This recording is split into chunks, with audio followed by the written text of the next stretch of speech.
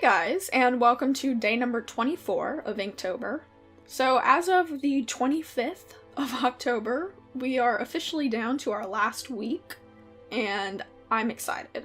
I hope all of you are doing well with your own Inktobers, and if you have quit or fallen off the wagon a little bit, I encourage you to keep going.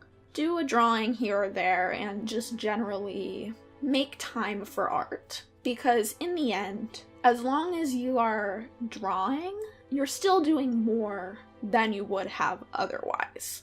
That's still 5-10 more illustrations than you would have done before, and I think there's value in that.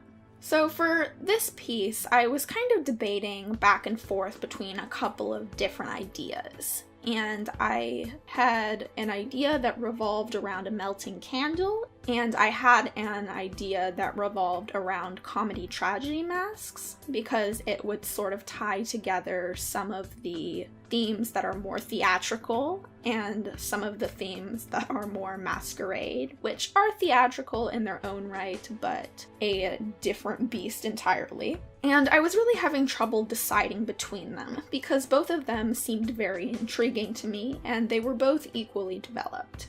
I had a picture in my mind of what I wanted them to look like, and they were further along than some of the other ideas I have, which are more concepts at this stage. And since I was struggling so much, I actually ended up putting it to a poll in my Instagram stories. And if you don't follow me on Instagram, I do post a lot in my stories, especially, that I don't post on YouTube. There are sketches from my sketchbooks and things that also don't make it to YouTube, and the stories especially are where I share a lot of my work in progress pieces. I share a lot of little doodles and sketches, and occasionally, especially recently, I've been doing polls because they introduced that feature. It was a pretty even split between the candles and the comedy-tragedy masks, but as of the time of my sketch, Candle was winning by 1 vote.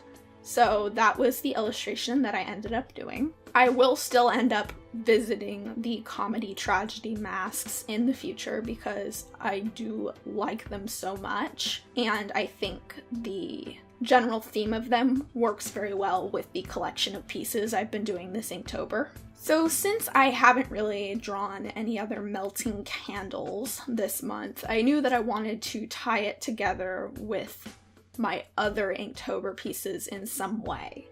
And the main way I ended up doing that was through the flowiness of this girl's dress. Now, as I've mentioned in previous days of Inktober, I'm not very good at drawing the folded fabric yet.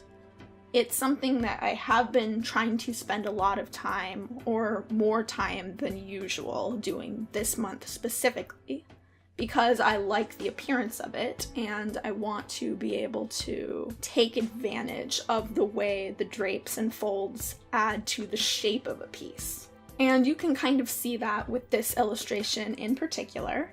I pretty much split the illustration in half using the shape of her dress, and it's definitely a very flowy dress, and I wanted to really emphasize the shape of her body on the upper half. And sometimes this can be a little intimidating for me just because it's kind of easy to hide anatomy mistakes underneath clothing. You can get the general proportions right and then not have to worry so much about the actual form of the body, except of course where the folds of the clothes interact with the body itself.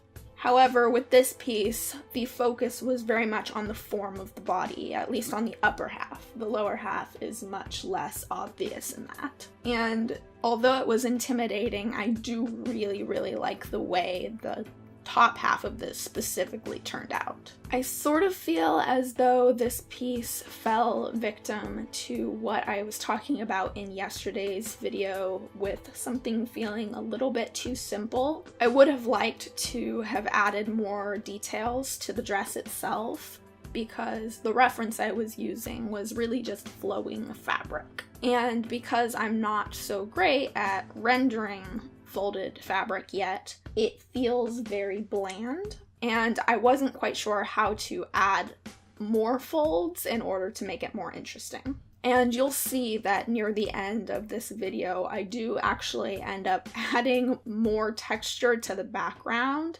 after I've already pulled the tape up. Now, I don't really recommend doing this, especially not with backgrounds, because there's the very possible result of extending your background outside the bounds of your image. However, something else I was really trying to do with this piece in order to add interest was emphasize the shadows.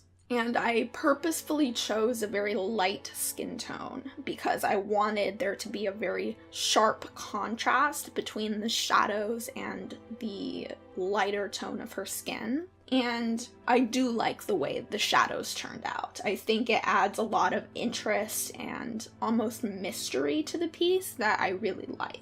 I also had a lot of fun doing her hair for some reason. I'm not typically as happy with hair done from a profile view as I am with hair done from a front or even a 3/4 view. I think just because I haven't done as many studies on how the hair actually falls from a profile view. However, I did use a reference picture for her hairstyle, and I think ultimately it looks much better than some of my other attempts at profile view hair. So in the end, I think this piece is very similar to yesterday's piece in the way that the top half is a little more interesting than the bottom half. And I don't know that that's really a bad thing, but if I were to do it over, I may have added a few flowers to other parts of her dress, specifically on the lower half, just to draw the eye down there as well.